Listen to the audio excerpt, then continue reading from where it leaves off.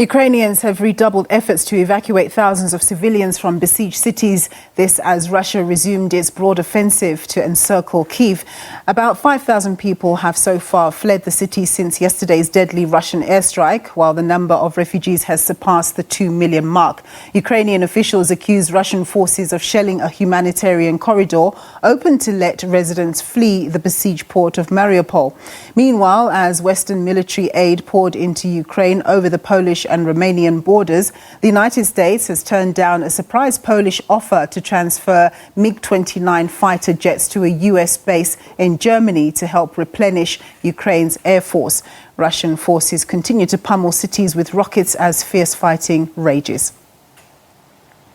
US President Joe Biden has announced a ban on all oil, natural gas and energy imports from Russia amid its conflict in Ukraine. Biden has described the move as the United States targeting the main artery of the Russian economy. We're banning all imports of Russian oil and gas and energy. That means Russian oil will no longer be acceptable at U.S. ports, and the American people will deal another powerful blow to Putin's war machine. This is a move that has strong bipartisan support in the Congress and, I believe, in the country. Americans have rallied to support their Ukrainian people and made it clear we will not be part of subsidizing Putin's war. We made this decision in close consultation with our allies and our partners around the world, particularly in Europe, because a united response to Putin's aggression has been my overriding focus, to keep all NATO and all of the EU and our allies totally united. We're moving forward with this ban, understanding that many of our European allies and partners may not be in a position to join us. The United States produces far more oil domestically than all the European countries combined. In fact, we're a net exporter of energy. So we can take this step when others cannot. Elevated oil prices are causing concern about even higher inflation, with the possibility of economic growth prospects being hampered in the process.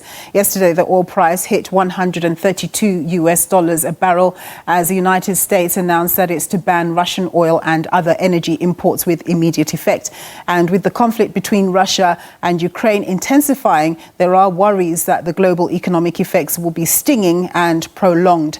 Well, to discuss the impacts of the status quo and how African states can mitigate them in the meantime, I'm joined on the line by Lebohang Liepollo Pheko. She's a senior research fellow and political economist at think tank Trade Collective.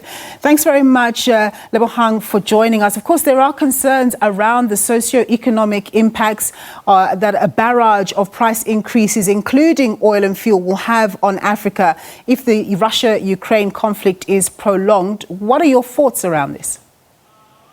Well, yeah, I mean, inevitably, it does mean that there are going to be issues around the cost of fuel, the cost that's going to be borne by the consumer, and also other input costs in the areas of agriculture, the cost of pesticides and fertilizer. We're already seeing increases in prices across the continent, including the cost of production of wheat and in places like Kenya, Ethiopia, and Sudan. The other tricky aspect of this is that it also hampers on import and export costs because, of course, there have been embargoes on food from both Russia and the Ukraine. So as early as 6 or 7 days ago, Russia had already blockaded some of the major coasts off the coast of Ukraine, where a lot of the wheat exports would have been dispatched from. And some of these have been there since the end of last year. And, key markets for that would be Ethiopia, Sudan, Kenya, as I've mentioned, and also further up the eastern and into the Horn of Africa. Then the other part of that is that because of there generally might be less to go around in terms of the consumer price index, we need to look out for what it looks like for our grocery, the bread basket, as it were. Now, of course, these are exogenous factors which we really can't control. But at a policy level, how do you think that African states can try to mitigate the effects that are already there from what's happening geopolitically? So, I mean, the OPEC, for one, is an interesting structure because several African countries, by the way, are part of the OPEC, the Organization of Petroleum Producing Countries, including OPEC Plus. Interestingly enough, even though Russia is not part of OPEC, they are the deputy chair of OPEC Plus, and it has been a complaint and an observation by many for a long time that there are hundreds of thousands of gallons of petroleum and energy that are produced daily, aggregate. Each country has an obligation to reach a certain target per day. I think it's about 900,000 barrels or something in that region. Some don't reach it, some do, some produce a surplus. But the point is that there is always more than enough oil to go around. The other concern is that many of the countries don't share the sort of sense that oil is a public good, that fuel and energy are public goods.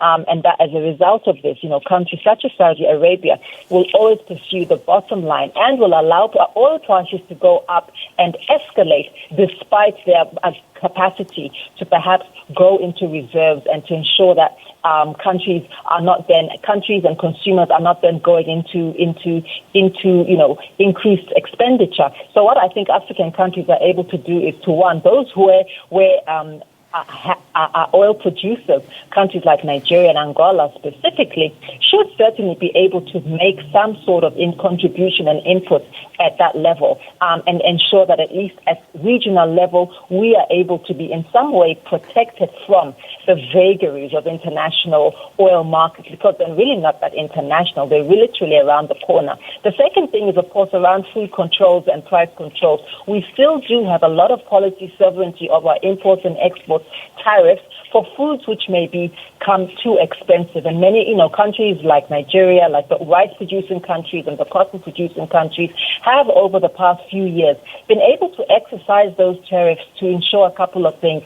The first, that there was not, to ensure that import surges did not price their own local producers out of the market. And secondly, to prevent unfair competition. Lastly, to prevent undue inflation, especially of food commodities. We've seen over the last 15, 20 years across the world food riots, and hungry people are typically unhappy people. The third thing, of course, that countries can do is to decide which are the items that are not going to be available for the foreseeable future. And I know it's an uncomfortable option, but it can't be that we need every brand of rice, for example, that we need every kind of apple, for example. And if this is going to be a protracted situation, it might be that countries are forced to then decide that they're going to import fewer items, but a few of the key commodities, or produce a few of the key commodities, but ensure that they are sold at cost by controlling prices and ensuring that internal producers have a guaranteed market